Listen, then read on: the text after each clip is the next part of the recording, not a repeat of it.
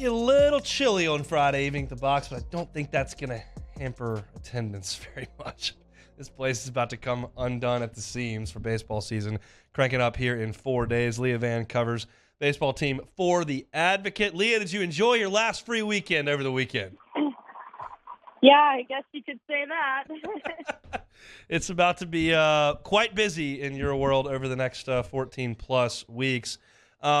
Does this feel – I know you were brand new to the town, to the paper, to the beat last year, but does it feel a little bit different for you personally entering season number 2 on the beat? Drastically, yes. I will say I felt like a fish out of water when I started last season. But yeah, it's nice because obviously I've covered, 60 plus games of this team. I've been through an entire fall again. It's my second fall. And then, another spring of preseason. So it's nice to have relationships with not only the players, but their parents, and even the new coaching staff has been pretty easy to get along with. And, everybody, I feel like I have a lot more knowledge going into this season. I've been in this town now for, 17 years. I can't quite recall a season with this much anticipation. When you talk to the players, when you talk to the coaching staff, do you sense that in your interviews with them that they feel like the anticipation level is as high as it's been? I think they're trying to really level it, right? We're going to get that lip service of we're working hard every day, blah, blah, blah. We're not thinking about that.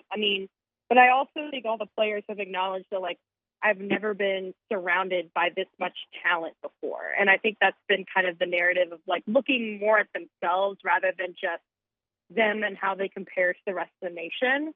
That's been a huge narrative this preseason. I know that y'all have got a huge season preview issue coming out that you've been putting a lot of work into, and I know one of those pieces is going to be on Dylan Cruz, and you obviously went to Florida and kind of got some background on him. Anything that you can kind of tease us with as far as something you may have learned about Dylan's upbringing, background, habits, anything as he comes in for his last year here in Baton Rouge? Yeah, I think what was most surprising to me was the way that he started off his training. He comes from a very old school background of baseball training, which is not something you really much anticipate in this day and age with all this technology we have to train kids at even the youngest levels. So I think people will be pleasantly surprised to learn a lot about his background, which started in kind of a really old fashioned way of training. And that's kind of what has made him such an elite hitter. And so I think it's going to maybe make people think, maybe should I be putting my kids in these labs so early, or do they just need to kind of hit tires with weighted bats? Whatever he's done has worked. He is as good a player as I've ever seen at LSU. One of the things that we talked about before you came on was some of the things that some of the players are doing in this NIL era, and I think there's a big portion of college fans who see this NIL, they think the worst. They assume that it's just a recruiting thing, kids getting a bunch of money, and it's just kind of old man yells at cloud. However, and some of it is that, but I think there's another factor that is really, really good, and you've uncovered a little bit of that with this LSU baseball team, right? Yeah, and I think I think the big narrative with among other baseball writers I've talked to in the SEC is LSU bought its team. And it's well, okay, welcome to NIL, but also at the same time, that's not true. Every state has different laws when it comes to NIL, and we all know that some teams can advertise it more openly than others. Louisiana's laws are pretty loose on that, but also I think it has been really endearing to see Paul Skeens donate his money to Folds of Honor, which of course provides scholarship money for education for kids whose parents may have been injured in active duty, or spouses, or anybody in relation to people whose lives are lost or have lost a lot in their lives in sacrificing their lives to the country.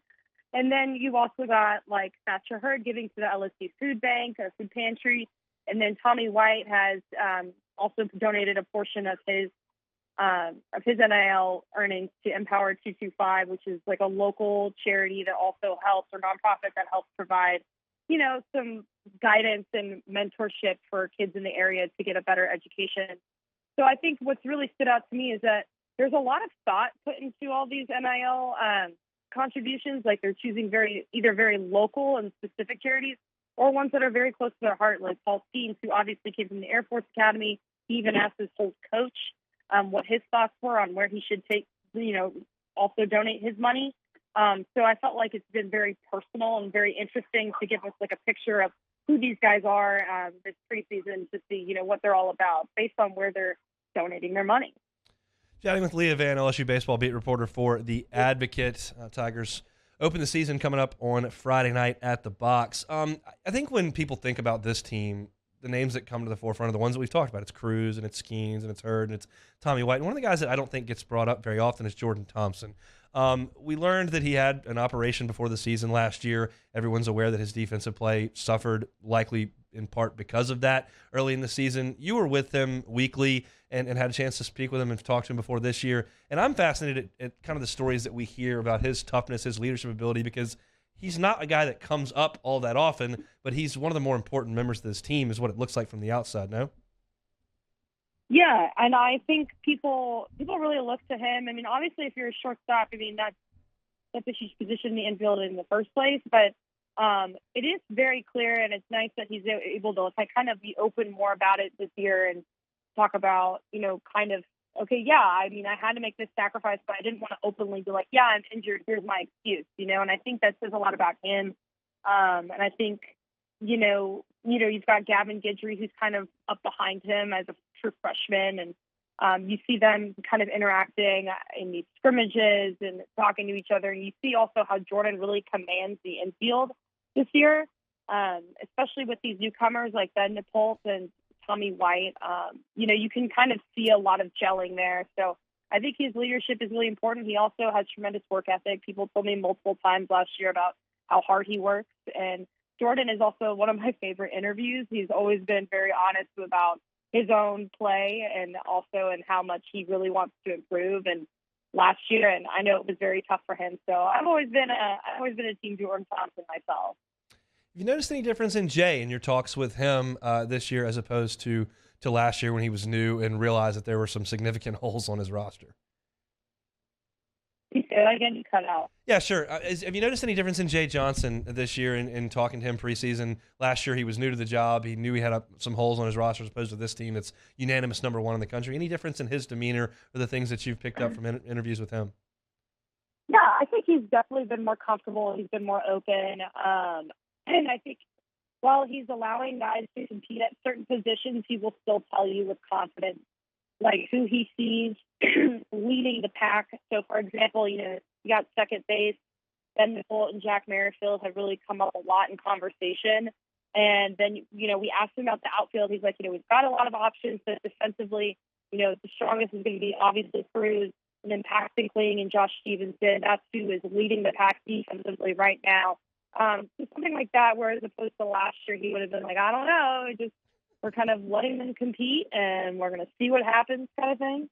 And then, obviously he named a Friday night starter this year, which, okay, yeah, Paul Skeens was a transfer who was brought in to be the Friday night starter, but that's still a step further than where we were last year. So, yeah, he's been a lot easier to interact with. Not that he was hard to interact with, but, he was just a little closed off last year.